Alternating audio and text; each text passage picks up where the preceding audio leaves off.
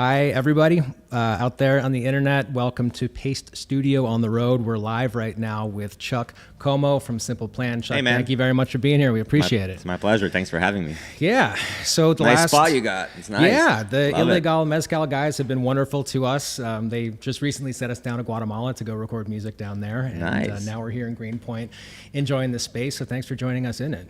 Pleasure. Yeah. Yeah, man. So you have had an unexpected last couple of days with. So before anything, congratulations are due to you because Harder Than It Looks, the new record, has just come out less than a week ago, and then there were a number of shows that were meant to coincide with that, which still is happening, but right. there was postponement because the world is because it's nuts. 2022 and it's just been Well, first of all, we're super stoked. Record came out last Friday, so a few days ago. It's been amazing. The response has been incredible from our fans. They've been waiting for a long time for this album. Our last one came out 6 years ago.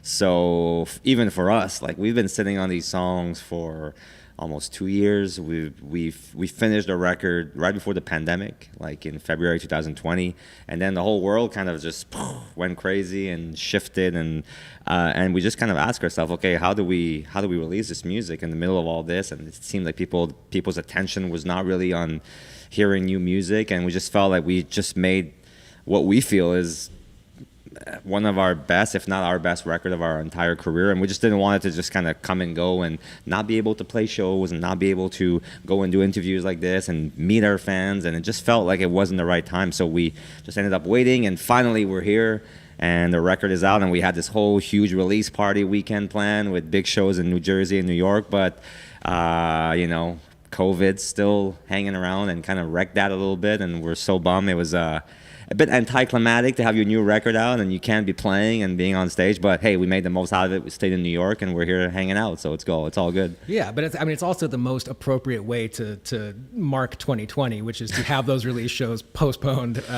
And they're still happening. They are still happening. Yes. So those dates are getting tacked on to the end of the second leg. Of the So we had 3 shows. We had Worcester, we had like New Jersey, like Ashbury Park, and we had Pier 17, which is an iconic venue that I've been wanting to play for so long.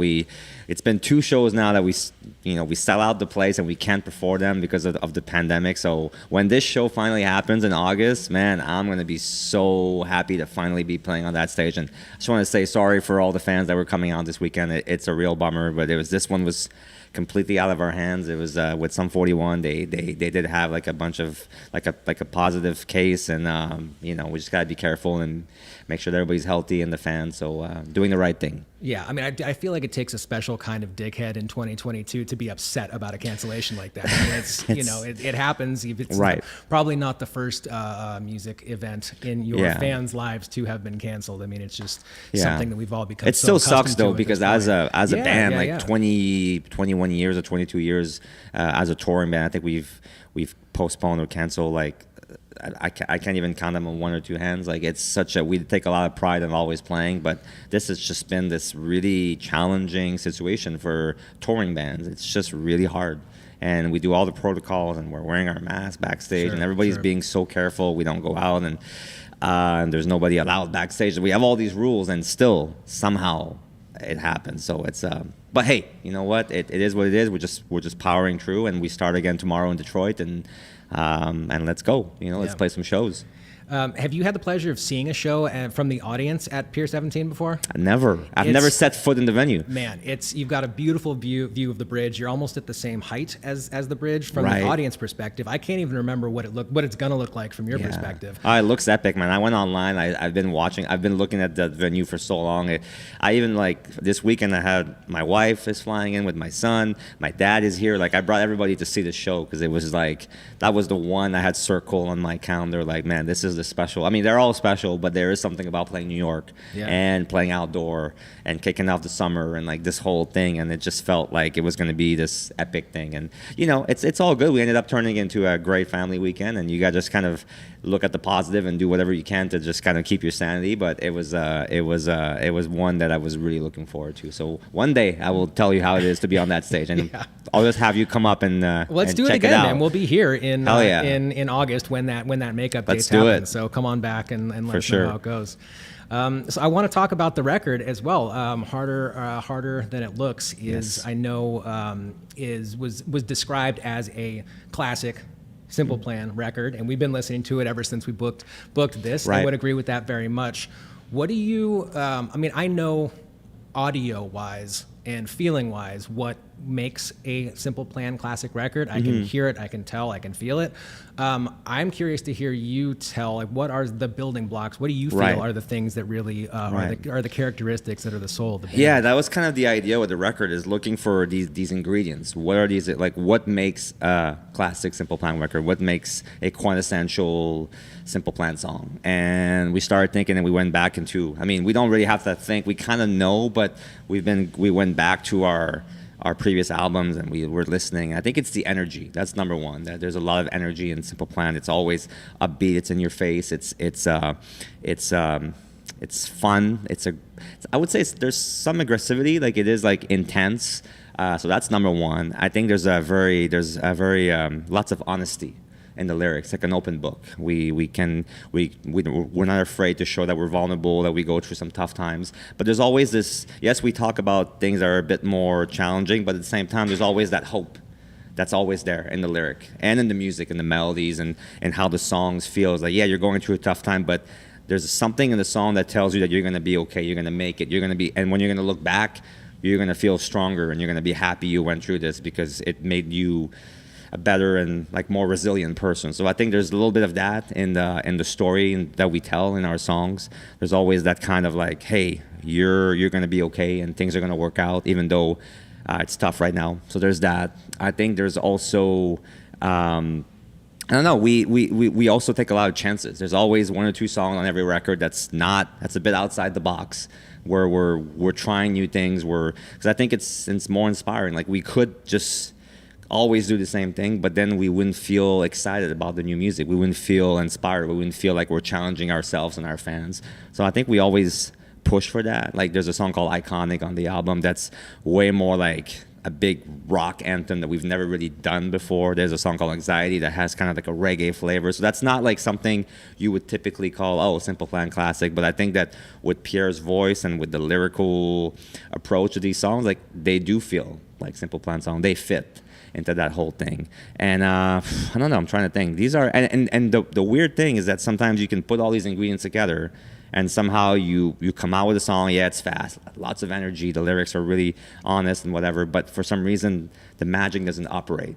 It doesn't really feel like, it's okay, it's good, but it's not like special. And that's the tough part about trying to create that kind of album, is because sometimes all the elements are there, but for some reason, it doesn't feel like it's really special. So we just gotta, when that happens, like, you put the song aside and you keep writing more and keep trying to push until you get that really, like, that special sauce. I don't know how to explain it. Yeah, spark, exactly. Sometimes that's kind of how it happens. Have you ever noticed, has there been a time when there was a song that just did not have the spark? It was like all the building blocks are there, but it's just not coming alive.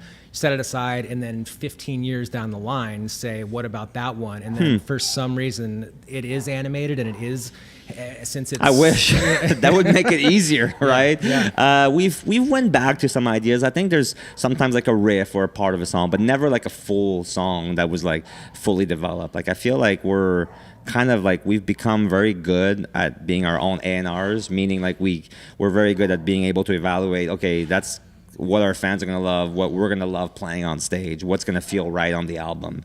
And this record we've done ourselves. Like, we didn't have a label or anything, so it was really just the band. Like, do you guys work with outside producers who are giving those opinions, or are those opinions coming from the inside? It's interesting. We did work with some great people. We worked with Zach Cervini, who's an amazing producer who's doing so much stuff. And we worked with Brian House and JVP, two guys that made our fourth record. But also Pier, for the first time, became our like a co-producer on the album, and I think he's been doing all our demos since the second record, and he's gotten better and better at being like having this kind of producer's mind. So I think it was really great to have even more input from him.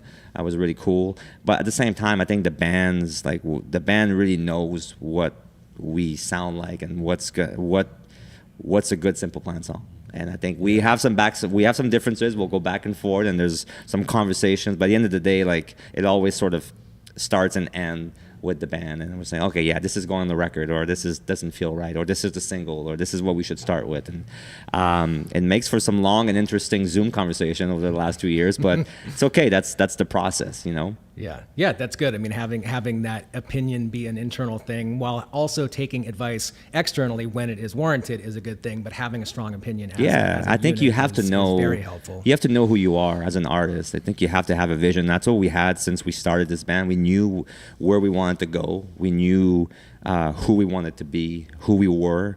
I think a lot of artists sometimes that's what's missing. You get these incredible artists that have these sick voices and I'll do anything. I can sing anything, and it's like, okay, that's cool, but you're super, and that's amazing, and I respect, you know, like you look at the voice and they can do all that stuff, but at the same time, there is value to knowing exactly what you want to sound like and having like that vision, that direction. I think that's what we always had. From the moment we started this band, we knew what we wanted to do. We knew what we wanted to achieve musically. We knew in what scene we wanted to be in, what kind of festivals and show we wanted to play, with what bands we wanted to tour with. Like we had that whole sort of template. We knew who we were, and I think that was super helpful. We were maybe not the most talented musician in the world, but at least we had that kind of tunnel vision of like, okay, this is the style we want to do. This is who we are. Well, that goes back to that spark that you're talking about. I mean, I've seen plenty of shows where every note is correct, and I didn't really care that much about it, regardless of the technical precision behind it. And also seen plenty of shows where playing is sloppy, solo, acoustic, singer-songwriter vibe, but it made me feel a certain way, and that was it's the heart and soul, and you know what that person meant to get across. That's probably something I forgot to mention when we were talking about the ingredients of what is needed for a song to be special for our band is like the passion. I think that when we play it, whether it's on stage or in the studio or whatever, when Pier sings or when I get on my drums, like again, I'm not the most technical, incredible drummer in the world, but I go out there and I give it all I got, and I have I pour my heart and soul into the playing and to being on stage, and I think you hear it. I think there is something a bit different. You can hear the passion, and even in just taking the time to make the album. There's a lot of bands that they have this tour and it's all booked and it's this date and the record needs to be finished by this date and that's that and for the tour to work, and we've never worked like that. That seems very backward to me. Yeah, it's too much music business and not enough. That's what I mean. Music. Like, who cares? I mean, if the album, it all starts with the song and it all starts with the music and the album. And if you don't have that, then the tour has to wait until the record is right. And I think some fans get mad at us because we take a long time, but I think there's the pride and there's the passion that it's like until it's really, we're a bit like perfectionists, maybe sometimes to a fault, and we take a long time, but at the end of the day, when we put out something, we believe in every word and every note, and like that record that we just put out, like I wouldn't change one single thing on it. It's exactly what we wanted to do. It took us a while to make it, but I guess it's the price. It's a bit of the price to pay for the fans and for us. Like, it takes a bit long, but once we put it out, like just looking at the comments, like the last 3 days, it's been amazing. Like, it's such it makes you feel like, okay, like I wouldn't say like vindicated, but a little bit. It's like, okay, it was worth it. It was worth all the efforts and the hours and the time and the discussions, and because now it's connecting, and people are loving it. So yeah. Now, where does the song "Wake Me Up" fit for you in terms of what we were talking about earlier of classic Simple Plan songs versus songs that are something of a departure with a reggae vibe? How does "Wake Me Up" fit to you? Does that feel like straight up the middle? This is Simple Plan, or does it feel like a departure? No, I would say that when we had that, we just felt like this is it. This is the one. I actually wanted to start with that one. I want that song to be the first one released from the album. So we had many discussions. I lost that one. It happens. But we got to it, and now people are hearing it. And that's, if there's one song that feels like it has all the elements, and it's like it is something that I think it's a song that's going to feel very familiar, but not in a bad way. Not like I heard it a million times. It just feels like it's almost like for our fans, like, okay, this is the band that I've been loving for 20 years. They're back. And it's the 2022 version. It doesn't feel like they're just redoing 2002, but it's at the same time it does bring me back.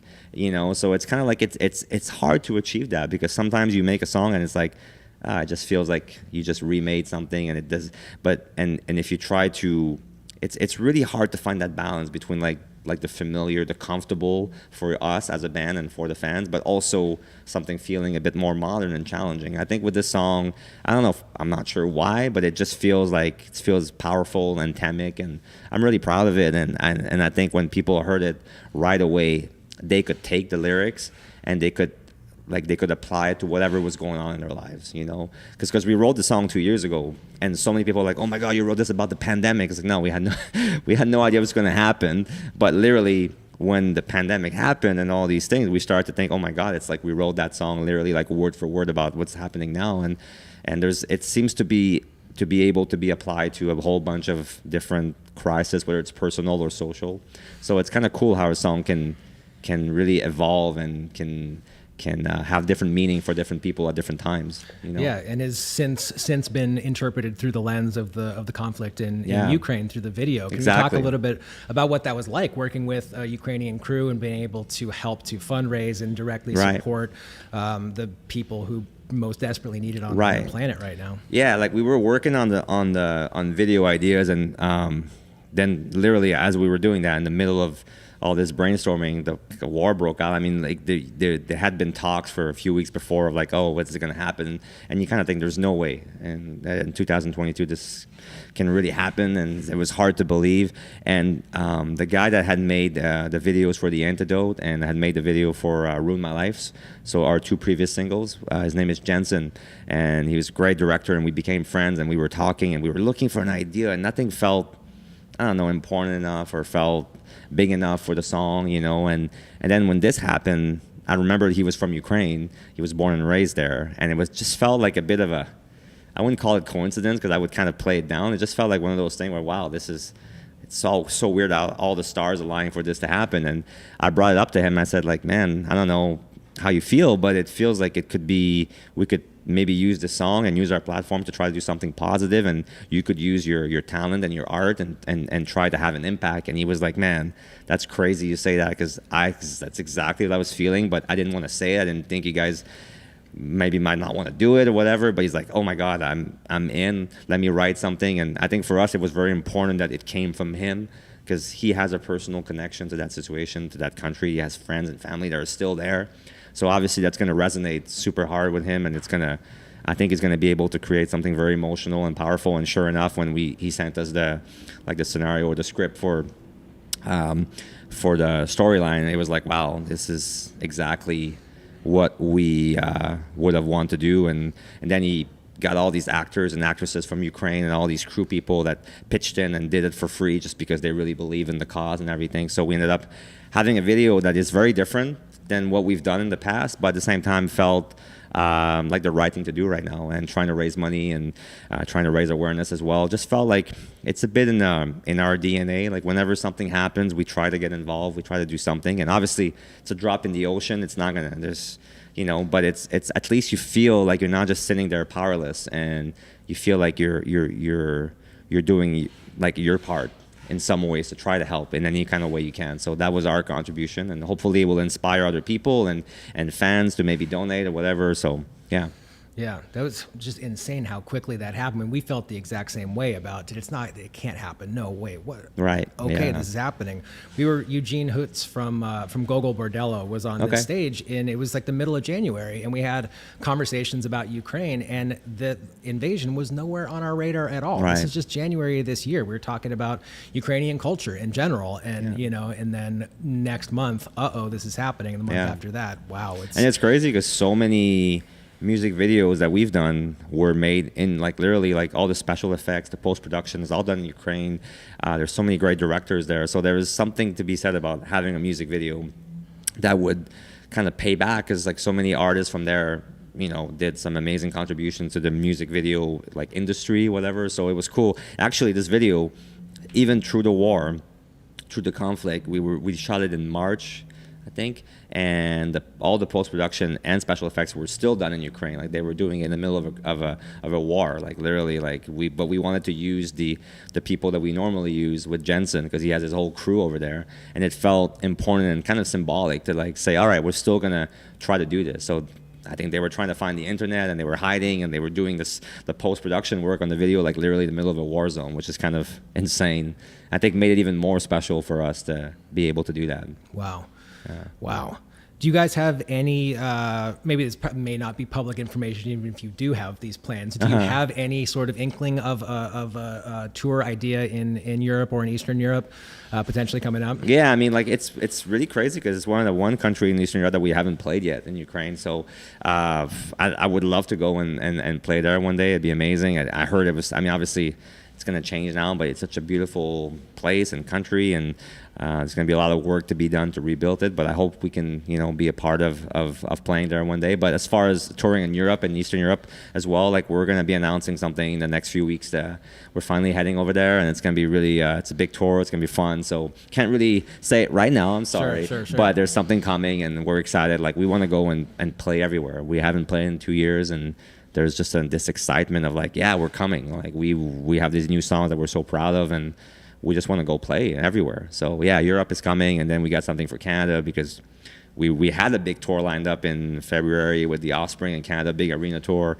and then the Omicron wave kind of took that away, unfortunately. So we've been like very unlucky. We seem to plan touring at every peak of every wave, like whether it's Delta or Omicron. So hopefully we can carry on and keep doing this, but it's been tough.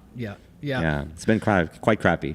Well, yeah, let's hope that it's August. Is the date is announced? Is that true for the makeup at Pier 17? Yeah. Do we know the date? It is. 27, 28, August something like that. Yeah, I think it's that weekend. Okay. So yeah. Let's hope you guys don't cause another wave exactly. of COVID. We got to stop announcing things. As soon as we do, I feel like August 28th is a pretty good COVID that should date. be good. It seems exactly. like the weather's warm enough and we're You're outside right. enough. Exactly. Right. Yeah. That's what we're hoping for. Knock on wood. Good, man. We'll enjoy very much everything that you guys are doing, and we hope for continue. You guys, you're leaving from here and playing Detroit tomorrow. That is not postponed. That's happening. No, we're back on it. We're back at it. We're leaving. I think the bus is leaving tonight. I'm flying out tomorrow morning. We're all some 41 guys are making their way to Detroit today. So we're on. We're playing tomorrow, and then it's on, and all the dates are on our website, officialsimpleplan.com. If people want to come check it out, and a lot of them are selling out. It's I think we had like something like 10 in a row at the beginning of the tour, and a lot of tickets are selling. It's crazy because it's kind of like a last minute thing. I feel like now people are kind of waiting until like a few days before is the show going to happen, and then boom, they go. So it's been kind of different because it's usually not like that. Usually people buy way in advance, but the whole world is being a bit disrupted. So but yeah, we're back on the road, and yeah, man, let's go. Let's play. Good, man. We'll enjoy all of it. Enjoy the rest of the New York visit. Have some pizza. Pauly G's Pizza is right next door. Okay, I'll check it out. Highly recommend that. Okay, and cool. yeah, do all the New York things. Amazing. And I look forward to August 27 and 28, or just the 27th? 25th, 26th, 28th. Those are all at Pier 17? 25th is Pier 2017.